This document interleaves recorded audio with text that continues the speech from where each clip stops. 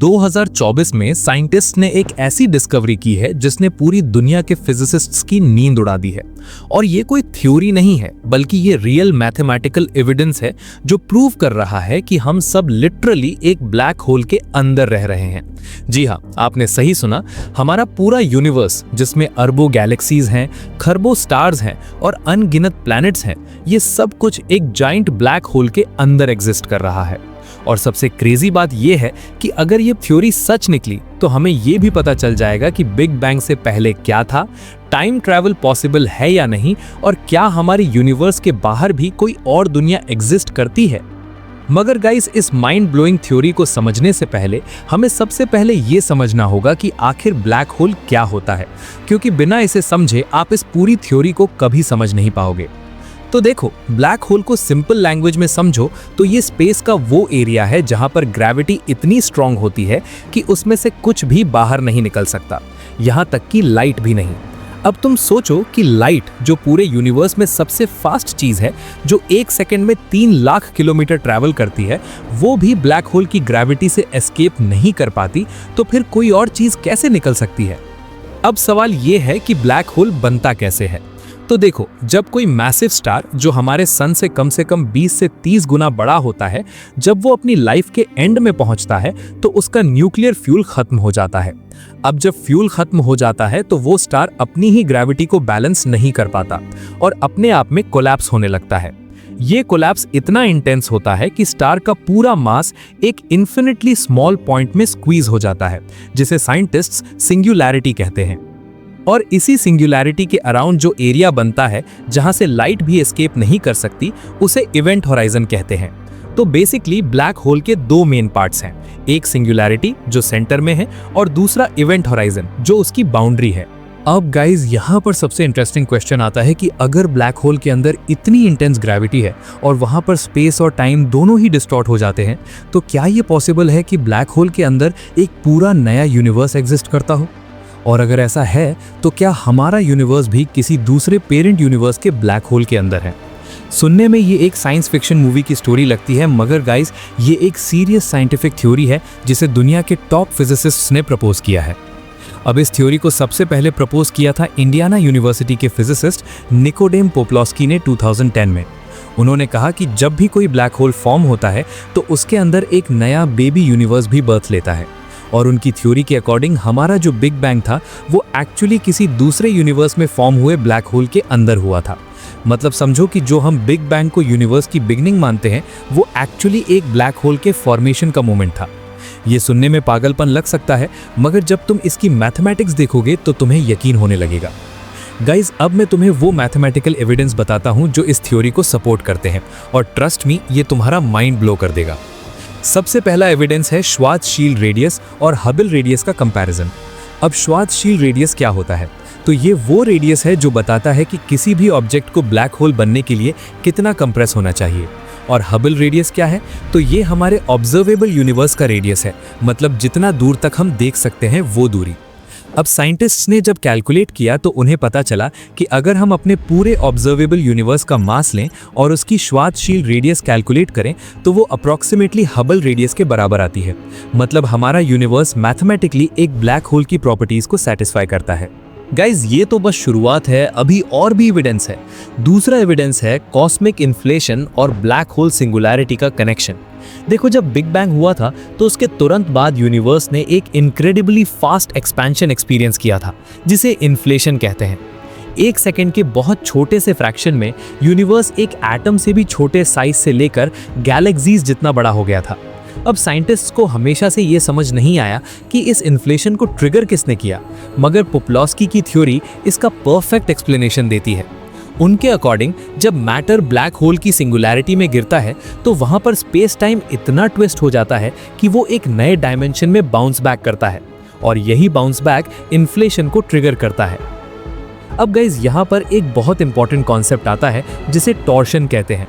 देखो, आइंस्टाइन की general relativity space time को एक फ्लैट फैब्रिक की तरह ट्रीट करती है जो मास की प्रेजेंस में कर्व होती है, मगर पोप्लॉस्की ने आइंस्टाइन कार्टन थ्योरी को यूज किया जो स्पेस टाइम को सिर्फ कर्व ही नहीं बल्कि ट्विस्ट भी होने देती है। और जब मैटर एक्सट्रीम डेंसिटी पर कंप्रेस होता है तो ये टॉर्शन इफेक्ट एक रिपल्सिव फोर्स क्रिएट करता है जो ग्रेविटी की अट्रैक्टिव फोर्स को ओवरकम कर लेती है। यही रिपल्सिव फोर्स बिग बैंग और इन्फ्लेशन का कारण बनी। तो बेसिकली हमारा यूनिवर्स किसी दूसरे यूनिवर्स में फॉर्म हुए ब्लैक होल के अंदर एक बिग बाउंस का रिजल्ट है। गाइज, अब एक और माइंड ब्लोइंग फैक्ट सुनो। हमारे यूनिवर्स की एक बाउंड्री है जिसे हम कॉस्मिक होराइजन कहते हैं। ये वो पॉइंट है जिसके बियॉन्ड से लाइट अभी तक हम तक पहुंच ही नहीं पाई है, क्योंकि यूनिवर्स की एज सिर्फ 13.8 बिलियन ईयर्स है। अब इंटरेस्टिंग बात यह है कि ये कॉस्मिक होराइजन बिल्कुल ब्लैक होल के इवेंट होराइजन की तरह बिहेव करती है।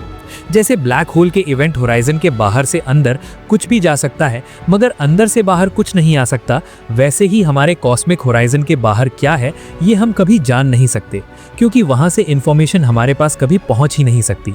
अब गाइज, यहाँ पर एक और इंटरेस्टिंग कॉन्सेप्ट आता है व्हाइट होल का। देखो, ब्लैक होल सब कुछ अंदर खींचता है मगर थ्योरेटिकली व्हाइट होल सब कुछ बाहर निकालता है। व्हाइट होल एक हाइपोथेटिकल ऑब्जेक्ट है जो ब्लैक होल का एग्जैक्ट ऑपोजिट है। अब पोप्लोस्की की थ्योरी के अकॉर्डिंग हर ब्लैक होल के अंदर एक व्हाइट होल एग्जिस्ट करता है जो नए यूनिवर्स में मैटर और एनर्जी को स्प्यू करता है। और हमारा बिग बैंग एक्चुअली एक व्हाइट होल इवेंट था जो किसी दूसरे यूनिवर्स के ब्लैक होल से कनेक्टेड था। इसे तुम ऐसे समझो कि ब्लैक होल एक इनपुट पोर्टल है और व्हाइट होल आउटपुट पोर्टल है और बीच में एक नया यूनिवर्स क्रिएट होता है। गाइज, अगर ये थ्योरी सच है तो इसका मतलब ये है कि हर ब्लैक होल के अंदर एक नया यूनिवर्स है और हमारे यूनिवर्स में तो बिलियंस ऑफ ब्लैक होल्स हैं। सिर्फ हमारी मिल्की वे गैलेक्सी में ही एस्टिमेटेड 100 मिलियन से बिलियन ब्लैक होल्स हैं और ऑब्जर्वेबल यूनिवर्स में 2 ट्रिलियन गैलेक्सीज हैं। इसका मतलब क्विंटिलियंस ऑफ ब्लैक होल्स हैं और हर एक के अंदर एक पूरा यूनिवर्स पॉसिबली एग्जिस्ट करता है और वो यूनिवर्सेस अपने ब्लैक होल्स में और यूनिवर्सेस क्रिएट कर रहे हैं। ये एक इनफाइनाइट चेन है जो हमेशा से चल रही है और हमेशा चलती रहेगी। अब गाइज, यहाँ पर टाइम का एक बहुत इंटरेस्टिंग पैराडॉक्स आता है। देखो, ब्लैक होल के इवेंट होराइजन पर टाइम स्लो हो जाता है। जैसे जैसे तुम इवेंट होराइजन के पास जाओगे टाइम और स्लो होता जाएगा और एग्जैक्टली इवेंट होराइजन पर टाइम कंप्लीटली स्टॉप हो जाता है आउटसाइड ऑब्जर्वर के पर्सपेक्टिव से। मगर अगर कोई इवेंट होराइजन को क्रॉस कर जाए तो उसके लिए टाइम नॉर्मली चलता रहेगा। अब इसका मतलब ये है कि अगर हमारा यूनिवर्स किसी ब्लैक होल के अंदर है तो हमारे पेरेंट यूनिवर्स में टाइम बहुत स्लो चल रहा होगा। शायद हमारे बिलियंस ऑफ ईयर्स उनके कुछ सेकंड्स हों। ये सोचकर ही माइंड ब्लो हो जाता है। गाइस, अब एक और मिस्ट्री है जो इस थ्योरी को और स्ट्रांग बनाती है और वो है डार्क एनर्जी। देखो, साइंटिस्ट ने 1998 में डिस्कवर किया कि हमारा यूनिवर्स सिर्फ एक्सपैंड नहीं हो रहा बल्कि एक्सेलरेटिंग रेट पर एक्सपैंड हो रहा है। मतलब यूनिवर्स की एक्सपेंशन की स्पीड बढ़ रही है। इस एक्सेलरेशन का कारण क्या है ये किसी को नहीं पता और साइंटिस्ट ने इसे डार्क एनर्जी नाम दे दिया। अब इंटरेस्टिंग बात यह है कि ब्लैक होल की सिंगुलैरिटी में टॉर्शन इफेक्ट एक रिपल्सिव फोर्स क्रिएट करता है जो एग्जैक्टली डार्क एनर्जी की तरह बिहेव करती है। तो शायद जो हम डार्क एनर्जी समझ रहे हैं वो एक्चुअली उस ब्लैक होल का स्पिन इफेक्ट है जिसके अंदर हम रह रहे हैं। गाइज, अब एक बहुत इंटरेस्टिंग कॉन्सेप्ट है कॉस्मिक नेचुरल सिलेक्शन। ये आइडिया फिजिसिस्ट ली स्मॉलिन ने दिया था। उनका कहना है कि अगर हर ब्लैक होल एक नया यूनिवर्स क्रिएट करता है तो वो चाइल्ड यूनिवर्स अपने पेरेंट यूनिवर्स की प्रॉपर्टीज इनहेरिट करेगा, थोड़े वेरिएशन के साथ, बिल्कुल वैसे ही जैसे बायोलॉजिकल एवोल्यूशन में होता है। और वो यूनिवर्सेस जिनकी प्रॉपर्टीज ज्यादा ब्लैक होल्स प्रोड्यूस करने में हेल्प करती हैं वो ज्यादा चाइल्ड यूनिवर्सेस बनाएंगे। इसका मतलब ये है कि जो फिजिकल कांस्टेंट्स हमारे यूनिवर्स में हैं, जैसे gravitational constant, speed of light वगैरह, वो ऐसे ट्यून्ड हैं कि ज्यादा से ज्यादा स्टार्स और ब्लैक होल्स बन सके। गाइस, अब सोचो कि अगर हम एक ब्लैक होल के अंदर रह रहे हैं तो हमें पता क्यों नहीं चलता? देखो, इसका आंसर बहुत सिंपल है। जब तुम किसी सिस्टम के अंदर हो तो तुम उस सिस्टम की बाउंड्री को डिटेक्ट नहीं कर सकते। जैसे एक मछली को पता नहीं होता कि वो पानी में है क्योंकि उसने कभी पानी के बाहर कुछ देखा नहीं है। वैसे ही हमने कभी अपने यूनिवर्स के बाहर कुछ देखा नहीं है। हम इवेंट होराइजन को देख नहीं सकते क्योंकि वो हमारे कॉस्मिक होराइजन के बियॉन्ड है और वहां से कोई सिग्नल हम तक पहुंच नहीं सकता। अब गाइज, एक बहुत इंटरेस्टिंग क्वेश्चन ये है कि हमारा पेरेंट यूनिवर्स कैसा होगा। देखो, अगर हम उनके ब्लैक होल के अंदर हैं तो वो हमसे बहुत डिफरेंट हो सकता है। उनके फिजिकल लॉज डिफरेंट हो सकते हैं, उनकी डायमेंशंस डिफरेंट हो सकती हैं। शायद वहाँ टाइम फोर्स स्पेशल डायमेंशन हो, शायद वहाँ ग्रेविटी रिपल्सिव हो। हम इमेजिन भी नहीं कर सकते कि वो कितने वियर्ड हो सकते हैं। और सबसे फैसिनेटिंग बात यह है कि हमारे यूनिवर्स के ब्लैक होल्स में जो यूनिवर्सेस बन रहे हैं वो भी हमसे डिफरेंट होंगे। गाइज, अब सवाल ये है कि क्या हम कभी इस ब्लैक होल से बाहर निकल सकते हैं? और सॉरी टू से, मगर आंसर है बिल्कुल नहीं। देखो, इवेंट होराइजन को क्रॉस करना वन वे ट्रिप है। एक बार अंदर गए तो बाहर कभी नहीं आ सकते, और हम ऑलरेडी अंदर हैं। हम लिटरली ट्रैप्ड हैं। मगर ये कोई बुरी बात नहीं है, क्योंकि ये ट्रैपिंग ही हमें एग्जिस्ट करने दे रही है। अगर हम बाहर होते तो शायद एग्जिस्ट ही नहीं करते। गाइस, अब फ्यूचर की बात करते हैं। अगर हमारा यूनिवर्स एक ब्लैक होल के अंदर है तो इसका फ्यूचर क्या है? देखो, ब्लैक होल्स इटर्नल नहीं है। हॉकिंग रेडिएशन की वजह से वो स्लोली इवेपोरेट होते हैं, मगर ये प्रोसेस एक्सट्रीमली स्लो है। एक स्टेलर मास ब्लैक होल को इवेपोरेट होने में 10 टू द पावर 67 ईयर्स लगेंगे, और सुपरमैसिव ब्लैक होल्स को तो और भी ज्यादा। तो हमें चिंता करने की जरूरत नहीं है। हमारा यूनिवर्स बहुत बहुत लॉन्ग टाइम तक एग्जिस्ट करेगा। गाइज, अब फेयर होने के लिए मुझे बताना होगा कि ये थियरी अभी मेन स्ट्रीम एक्सेप्टेड नहीं है। बहुत सारे फिजिसिस्ट्स इससे अग्री नहीं करते। उनका कहना है कि ये थियरी टेस्टेबल प्रिडिक्शंस नहीं देती, हम इसे एक्सपेरिमेंटली वेरीफाई नहीं कर सकते, और साइंस में अगर कोई थियरी टेस्ट नहीं हो सकती तो वो साइंटिफिक नहीं मानी जाती। मगर पोप्लॉस्की और उनके सपोर्टर्स कहते हैं कि ये थियरी इनडायरेक्ट प्रिडिक्शंस देती है, जैसे कॉस्मिक रोटेशन और कुछ specific signatures cosmic microwave background में। गाइस, पर्सनली मुझे ये थ्योरी बहुत फैसिनेटिंग लगती है। ट्रूथ ये है कि हम अभी भी नहीं जानते कि बिग बैंग से पहले क्या था, डार्क एनर्जी क्या है, और इंफॉर्मेशन पैराडॉक्स का सॉल्यूशन क्या है। और ये थ्योरी इन सब क्वेश्चंस के पोटेंशियल आंसर्स देती है। शायद ये सच हो, शायद नहीं, मगर ये सोचना कि हम एक ब्लैक होल के अंदर रह रहे हैं और हमारे ब्लैक होल्स में नई यूनिवर्सेस बन रही हैं, ये एक्सट्रीमली ह्यूम्बलिंग और इंस्पायरिंग है।